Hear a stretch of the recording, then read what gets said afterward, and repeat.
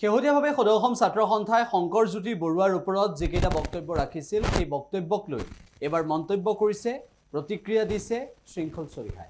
নাই সেইটোৰ ওপৰত একো প্ৰতিক্ৰিয়া দিবলগীয়া নাই, তেওঁলোকৰ এইটো সংগঠনৰ আভ্যন্তৰীণ বিষয়। কিন্তু কথাটো হৈছে শংকৰজ্যোতিৰ ওপৰত ছোৱালী এজনী এলিগেশ্যন আনিছে।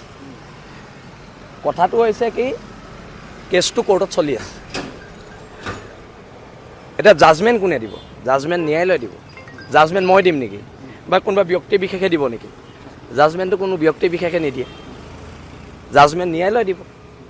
মোৰ ওপৰত এলিগেশ্যন আনিছিলে যে মই মানুহ এজনক থু মাৰিছোঁ বুলি, মোক এৰেষ্টটো কৰিছিলে, জেলো হৈছিলে। তাৰপিছত ন্যায়ালয়ে জাজমেণ্ট দিছে যে থু নাই মৰা, হয়নে নহয়?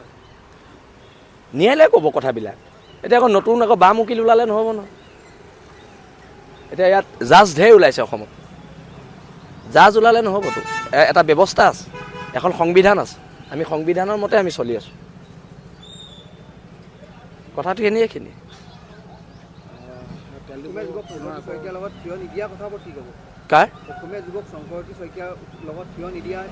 আমি দিছোঁ নহয়, বেলেগে নিদিয়াটো বাদ দিয়ক, আমি দিছোঁ নহয়। সদায় পজিটিভ হ'ব লাগে মানুহ, আমি দিছোঁ। কথাটো এইটোৱে, নিদিয়াকেইটাৰ কথানো আমি কেলৈ পাতি থাকোঁ? আমি কোনে দিছে, কোন খিলঞ্জীয়া হৈ মাত মাতিছে, অসমৰ জনগণে দেখি আছে। এই ক্ষেত্ৰত অকল মানমতে অকল লাচিত থানাকেই দেখিছোঁ, প্ৰথম ক্ষেত্ৰত সদায় লাচিত থানাই আমিয়ে থাকিম, চিন্তা কৰিবই নালাগে। বাকীবোৰ সংগঠনৰ কি হৈ যায়? বাকীবোৰৰ কথা মই কেনেকৈ ক'ম? মই আমাৰটোহে ষ্টেণ্ডটো দিব পাৰিম। মই মোৰ ঘৰখনৰ কথা ক'ব পাৰিম, মই বেলেগৰ ঘৰৰ কথা কেনেকৈ ক'ব পাৰিম? এইটো চব এখন তদন্ত কমিটি বহুৱাই হৈছিলে দণ্ডাধীশ পৰ্যায়ৰ। তদন্ত কমিটিৰ প্ৰতিবেদন ৰাজহুৱা নোহোৱালৈকে আমি খুলিব নিদিওঁ। এতিয়া খুলিছে যদিও কাইলৈ ইয়াৰ বিৰুদ্ধে আমি অইলত প্ৰতিবাদ কৰিম, অইল ইণ্ডিয়াৰ কৰ্তৃপক্ষৰ লগত আলোচনাত বহিম।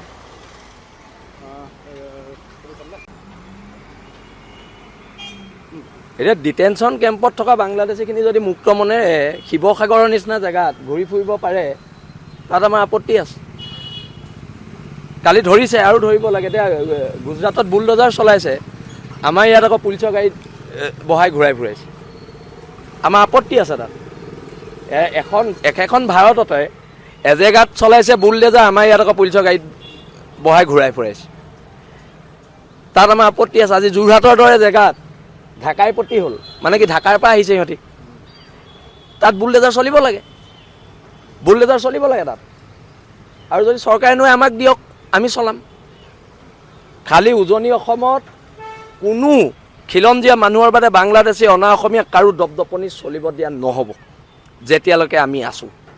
আৰু যোৰহাটৰ ঢাকাইপট্টিত অতি শীঘ্ৰে বুলডেজাৰ চলাব লাগে, অতি শীঘ্ৰে। আৰু ঢাকাইপট্টিৰ এতিয়া ফোন যোগে মোক ভাবুকি দিছে, এইটো নম্বৰ মই এতিয়া ৰাজহুৱা কৰিম। এই নম্বৰটো মই ৰাজহুৱা কৰি আছোঁ, আৰু ইয়াৰ ওপৰতো ব্যৱস্থা অসম আৰক্ষীয়ে ল'ব লাগিব। কাক চাপিবলৈ কি আছে? ফোন নম্বৰটো মই এতিয়া দি দিম ফেচবুকত। বি লাচিত থানাৰ ল'ৰাই ইয়াৰ ওপৰত ব্যৱস্থা গ্ৰহণ কৰিব। পিটন দিয়া হ'ব। এইবোৰ ইয়াত ধমকি চমকি চিষ্টেম নাই, পিটন দিয়া হ'ব।